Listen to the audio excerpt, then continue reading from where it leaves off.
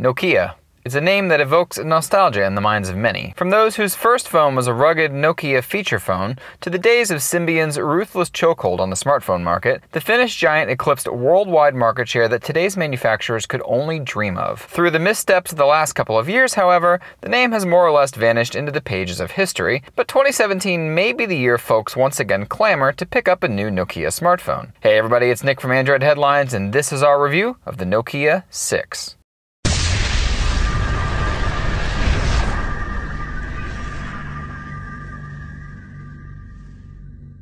Nokia is starting off its Android years with a bit of an appetizer, if you will, with the Nokia 6's small price tag and somewhat diminutive specs compared to other big-name phones out there. Just what makes the Nokia 6 worth having?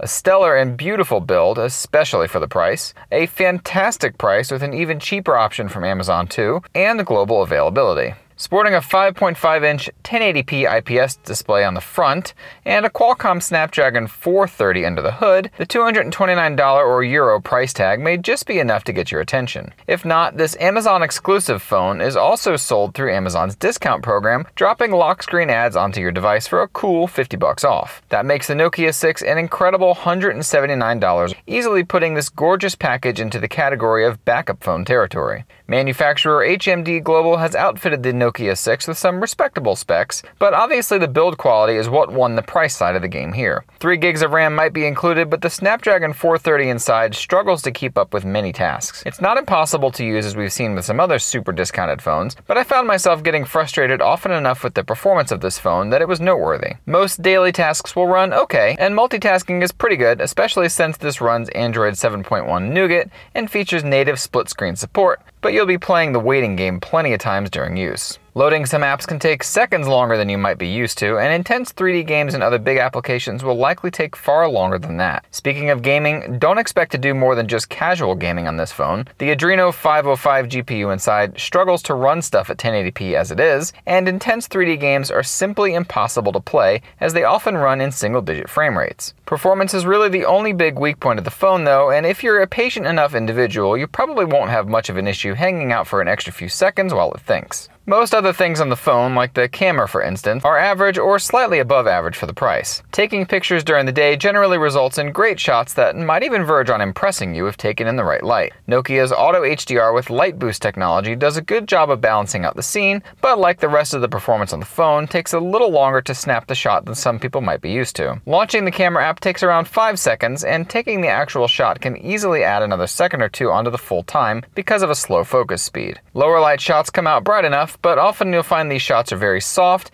and don't feature a whole lot of detail, despite what a 16 megapixel sensor might make you think. Video is likewise restricted to 1080p because of lack of processing power, and without image stabilization, you'll just be getting okay content from this phone. It'll get the job done, but you won't be buying this Nokia for the camera. What HMD Global and Nokia really put the work into, however, was the build. Right off the bat, you'll know this is a Nokia phone. It just looks like one. From the matte shading on most colors to the camera module design on the back. It's not going to blow the socks off the Galaxy S8 anytime soon, but for the price, you'd be hard-pressed to find anything better looking. It's a single slab of aluminum all around, and it feels like a quality designed and built phone from every single angle. The slightly above average weight only echoes the quality feel, and overall it's impressive what $179 or so will buy nowadays. They even put stereo speakers on the unit, something higher-end OEMs have mostly been shying away from nowadays, and sound considerably better than phones with a single bottom-firing speaker because of it. You'll note one speaker is on the bottom, but the earpiece acts as a second speaker, much like HTC's phones do.